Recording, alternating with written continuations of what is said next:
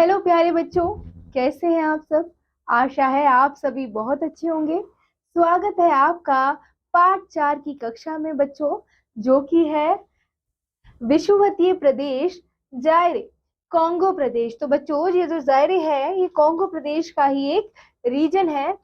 कैसा रीजन है? Equatorial region है। ठीक है, अब आइए शुरू करते हैं परिचय से। प्रस्तुत पाठ में जायरे के जन जीवन, जलवायु आदि के विषय में बताया गया है। आइए पढ़कर जानकारी प्राप्त करें। तो बच्चों देखिए, पिछले अध्याय में हम पढ़ चुके हैं कि जलवायु परिवर्तन के प्रमुख कारण तापमान और आर्द्रता है ना।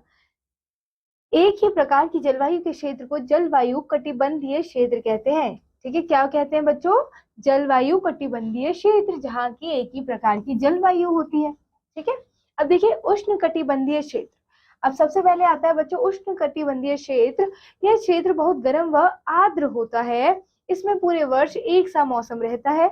यह क्षेत्र विषुवत रेखा के निकट निकट स्थित है। फिर आता है बच्चों शीत कटिबंधीय क्षेत्र। ये क्षेत्र ध्रुवों के निकट है। इनमें पूरे वर्ष एक सा बहुत ठंडा मौसम रहता है। उसके बाद शीतोष्ण कटिबंधीय क्षेत्र, ये क्षेत्र विषुवत रेखा और ध्रुवों के मध्य में स्थित है। यहाँ गर्मियों में बहुत गर्मी और सर्दियों में बहुत सर्दी पड़ती है, किंतु इतनी नहीं जितनी उष्ण या शीत क्षेत्रों में। ठीक है, आइए उष्ण कटिबंधीय क्षेत्रों के बारे में विस्तार से जाने बच्चों। विषुवत रेखा के 23.5 उत्तरी अक्षांश तथा 23.5 दक्षिणी अक्षांश के बीच का क्षेत्र उष्ण कटिबंधीय क्षेत्र कहलाता है। ठीक है बच्चों, देखिए यहाँ पर 23.5 डिग्री ट्रॉपिक ऑफ कैंसर और विषुवत रेखा के 23.5 उत्तरी अक्षांश तथा 23.5 दक्षिणी अक्षांश के बीच का क्षेत्र उष्ण कटिबंधीय क्षेत्र कहलाता है। ठीक है बच्चों, अब देखिए यहाँ पर बताया जा रहा है कि बच्चों कि ये जो उष्ण कटिबंधीय क्षेत्र है ये कौन सा क्षेत्र है?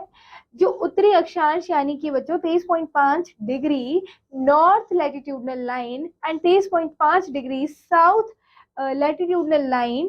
ठीक है, और ये दोनों ही लाइन कौन कौन सी है? ये पहली वाली है कर्क रेखा और दूसरी वाली है बच्चों मकर रेखा। इन दोनों के बीच का जो क्षेत्र है उसे क्या कहा गया है? उष्ण कटिबंधीय क्षेत्र कहा गया है। प्राकृतिक विशेषता के आधार पर इस क्षेत्र को निम्न भागों में बांटा जा सकता है। सबसे पहले बच्चों आता है विषुवत प्रदेश। सबसे पहले क्या आता है? विषुवत प्रदेश यानी कि इक्वेटोरियल रीजन। फिर आता है मरुस्थल यानी कि डेजर्ट। उसके बाद उष्ण कटिबंधीय क्षेत्र। उसके बाद बच्चों मॉनसूनी प्रदेश। ठीक है, कर्क रेखा और मकर रेखा के बीच का क्षेत्र उष्ण जलवायु का है। ठीक है, देखिए विषुवत रेखा से लगा हुआ तथा दोनों गोलार्धों में स्थित प्राकृतिक क्षेत्र विषुवतीय क्षेत्र कहलाता है। ठीक है बच्चों, इस प्रदेश की जलवायु वर्ष भर समान रहती है। अब देखिए बच्चों यहाँ की स्थिति यानी कि सिचुएशन जानते हैं। ये जो जायरे कॉन्गो गणराज्य का जो प्रदेश है जायरे, उसका ये मैप दिया हुआ है और यहाँ की सिचुएशन के बारे में जानेंगे कि यहाँ की स्थिति कैसी है। विषुवत प्राकृतिक प्रदेशों का मुख्य देश जायरे देश है। ठीक है, मुख्य देश कौन सा है बच्चों? जायरे देश है। यह देश अफ्रीका महाद्वीप के लगभग बीचों बीच पश्चिम में स्थित है। ठीक है, और ये कहाँ है बच्चों? ये अफ्रीका महाद्वीप है। आपको पता होगा कि दुनिया की जो हॉटेस्ट कंट्री है वो कहाँ पर है? वो अफ्रीका में स्थित है, क्योंकि अफ्रीका में तीनों ही लाइन से, वो इक्वेटर हो, ट्रॉपिक ऑफ कैंसर या कैप्रिकॉर्न हो, तीनों ही लाइन पास होती है। ठीक है, तो जाहिर एक ऐसा देश है जहां पर बहुत ही ज्यादा गर्मी पड़ती है, जहाँ का क्लाइमेट बहुत ही ज्यादा हॉट होता है। तो ये अफ्रीका का ये देश अफ्रीका महाद्वीप के लगभग बीचों बीच पश्चिम में स्थित है। ठीक है, कहाँ है ये? बीचों बीच और पश्चिम में, यानी कि कौन सी साइड है बच्चों? ये यह देश अफ्रीका महाद्वीप के लगभग बीचों बीच पश्चिम में स्थित है, यानी कि अफ्रीका के वेस्ट साइड में है। ठीक है, दायरे के बीच में से विषुवत रेखा गुजरती है। तो दायरे के बच्चों बीच में से इक्वेटोरियल लाइन गुजरती है। ठीक है, जायरे इस देश की प्रमुख नदी भी है, और जायरे बच्चों इस देश की प्रमुख नदी का भी नाम है। इसका पूर्व नाम कॉन्गो था, और यहाँ का इस नदी का पूर्व नाम क्या था? कॉन्गो था, लेकिन अब इस रिवर का नेम चेंज होकर क्या हो गया है? जायरे हो गया है। जायरे नदी के किनारे ही इस देश का प्रमुख बंदरगाह मतादी है। ठीक है, बंदरगाह यानी कि पोर्ट है मतादी, यहाँ पर स्थित है। जैसे कि आप यहाँ पर देख सकते हैं बच्चों, ये पोर्ट यहाँ पर है। जायरे की राजधानी किशानसा है। ठीक है, जायरे का जो कैपिटल है वो क्या है, किशानसा है। जायरे विश्व की एकमात्र वह नदी है जो विषुवत रेखा को 2 बार काटती है। तो बच्चों ये जो जायरे नदी है, रिवर है, ये इक्वेटोरियल लाइन को, जो विषुवत रेखा है, उसको 2 बार काटती है। ठीक है, फिर आता है बच्चों जलवायु, यानी कि इस देश का क्लाइमेट क्या है, कैसा है। जाहिर में प्रातः काल का मौसम सुहावना होता है। यहाँ विषुवत प्राकृतिक प्रदेश होने के कारण वर्ष भर भीषण गर्मी रहती है। ठीक है, बहुत ही ज्यादा गर्मी रहती है, क्योंकि ये कैसा देश है, इक्वेटोरियल रीजन है, इसीलिए यहाँ खुली धूप निकलती है। दोपहर में गर्मी बहुत बढ़ जाती है। झीलों, नदियों तथा तालाबों का पानी वाष्प बनकर उड़ जाता है। तीसरे पहर तक बादल गिर जाते हैं तथा बिजली की चमक के साथ घनघोर वर्षा होती है। अधिक गर्मी व रोजाना वर्षा के कारण यहाँ अत्यधिक नमी रहती है, इसीलिए यहाँ पर बहुत ही ज्यादा ह्यूमिडिटी रहती है, नमी रहती है। जायरे में पूरे वर्ष में 150 डिग्री से 200 डिग्री तक वर्षा होती है। तापमान पूरे वर्ष 32 सेंटीग्रेड से ऊपर रहता है। कितना रहता है, 32 सेंटीग्रेड से ऊपर रहता है। जायरे की जलवायु कई बातों में केरल की जलवायु से मिलती जुलती है। ठीक है बच्चों, अब इस देश की वनस्पति यानी कि वेजिटेशन के बारे में जानेंगे। गर्मी व वर्षा के अधिक होने के कारण यहाँ पर घने वन पाए जाते हैं। इन वनों में वर्ष भर फल, फूल व पुरानी पत्तियों का गिरना तथा उगना देखा जाता है। इन वनों को सदाबहार वन भी कहते हैं, यानी कि एवरग्रीन फॉरेस्ट। ठीक है, इन वनों की सघनता और वृक्षों की ऊंचाई के कारण सूर्य की किरणें भूमि तक नहीं पहुंच पाती हैं। ठीक है, इन वनों में सबसे ऊंचे वृक्ष 50 से 60 मीटर के होते हैं, वह सबसे नीचे के वृक्ष 25 से 30 मीटर तक के ऊंचे होते हैं। इन वनों के सघन होने के कारण यहाँ दिन में भी अंधेरा होता है। ठीक है, क्योंकि यहाँ के जो वन है बहुत ज्यादा वृक्षों से घिरे हुए होते हैं। सघनता मतलब बच्चों डेंसिटी। ठीक है, फॉरेस्ट बहुत ही ज्यादा डेंस होते हैं, इसीलिए सनलाइट उनके बीच में से ट्रेवल नहीं कर पाती है। ठीक है, अब देखिए वन्य जीव जंतु यानी कि वाइल्ड एनिमल्स। दायरे के वनों में अनेक प्रकार के जीव जंतु रहते हैं। इन वनों में मुख्य रूप से जंगली भैंसे, हाथी, गैंडे, हिप्पोपोटामस, जिराफ, सुअर, गोरिल्ला, जहरीले सर्प, अजगर, छिपकलियां पाई जाती है और झीलों तथा नदियों में खतरनाक मगरमच्छ पाए जाते हैं। इसलिए जायरे को संसार का प्राकृतिक चिड़ियाघर भी कहा जाता है, जैसे कि यह जंगली भैंसे, गैंडा, हिप्पोपोटामस और गोरिल्ला। मानव जीवन यानी कि अब ह्यूमन लाइफ। तो बच्चों इस देश की जो ह्यूमन लाइफ है, मानव जीवन है, वो कैसा है। इस गणराज्य में अनेक वंशों तथा जातियों के लोग रहते हैं। ठीक है, बहुत ज्यादा ट्राइब्स रहती हैं यहाँ पर।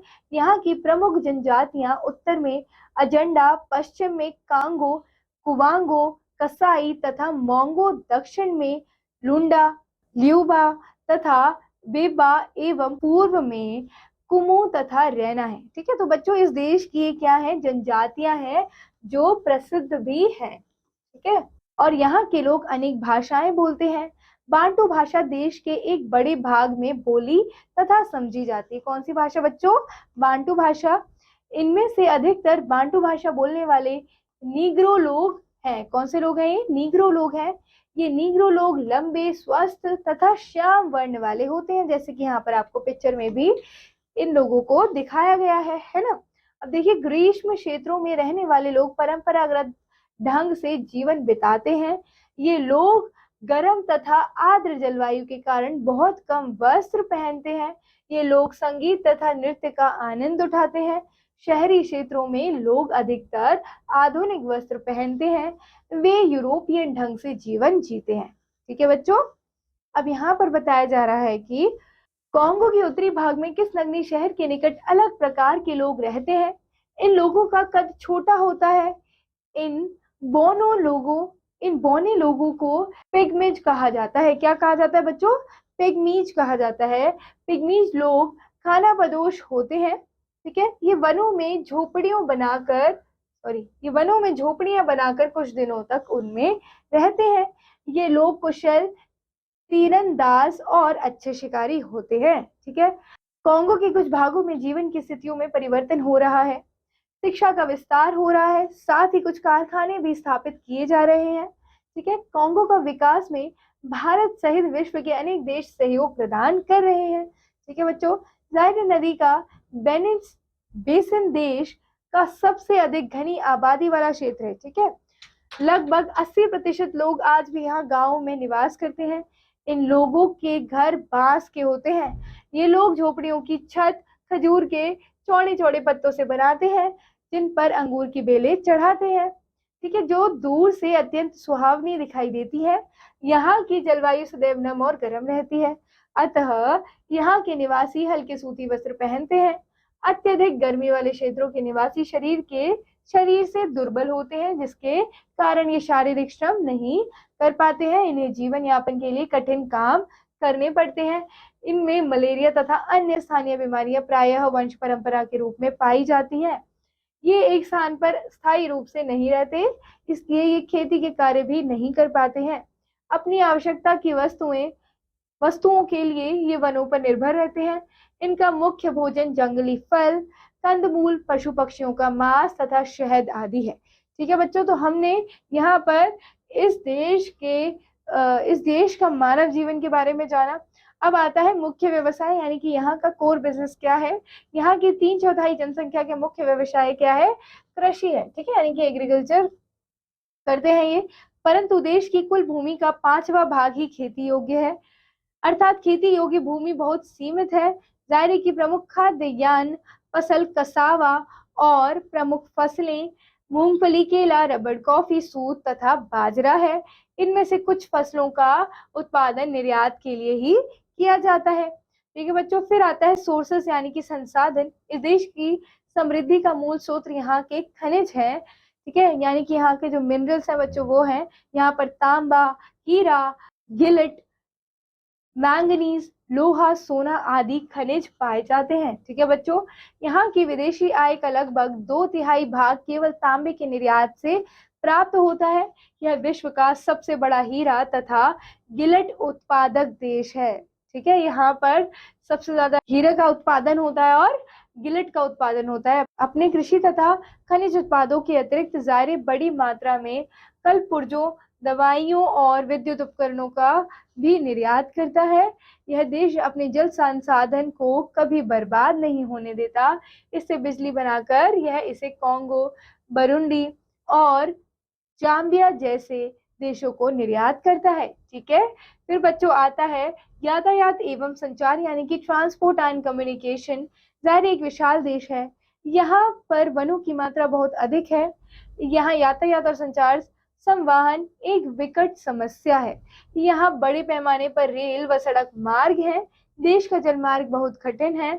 जल यातायात का प्रमुख मार्ग जायरे नदी है, जो जायरे की राजधानी किशानशाह से होकर बहती है। इस नदी से स्टीमर और नौकाओं द्वारा यात्रा की जाती है तथा सामान ढोया जाता है। किशानशाह यहाँ का सबसे महत्वपूर्ण बंदरगाह है, जबकि मताड़ी जलयानों के रुकने का मुख्य स्थान है। ठीक है, किशानशाह के अतिरिक्त लिम्बुम्बारी, लुलुरवर्ग और लिक्सी ज़ायरे के अन्य महत्वपूर्ण शहर हैं। ठीक है बच्चों, तो यहाँ ये पाठ समाप्त होता है। आशा है ये पाठ पढ़कर आपको बहुत सारी जानकारी प्राप्त हुई होगी। अब आइए इस पाठ में आए कुछ मुख्य बिंदुओं को दोहराते हैं। विषुवत रेखा के 23.5 डिग्री उत्तरी अक्षांश तथा 23.5 डिग्री दक्षिणी अक्षांश के बीच का क्षेत्र उष्ण कटिबंधीय क्षेत्र कहलाता है। जायरे विश्व की एकमात्र वह नदी है जो विषुवत रेखा को 2 बार काटती है। कॉन्गो के उत्तरी भाग में किस नगरीय शहर के निकट अलग प्रकार के लोग रहते हैं। जायरे नदी का बेसिन देश का सबसे अधिक घनी आबादी वाला क्षेत्र है। जायरे का प्रमुख खाद्यान्न फसल कसावा तथा प्रमुख फसलें मूंगफली, केला, रबड़, कॉफी, सूत तथा बाजरा है। किशानशाह के अतिरिक्त लिम्बुम्बारी, लुलुरवर्ग और लिक्सी दायरे के अन्य महत्वपूर्ण शहर हैं। ठीक है बच्चों, तो यहाँ ये पाठ समाप्त होता है। आशा है बच्चों ये पाठ आपको समझ आया होगा। हम मिलते हैं अगले वीडियो में अगले पाठ के साथ। तब तक बच्चों keep revising, keep learning. Thank you, all the best. Okay.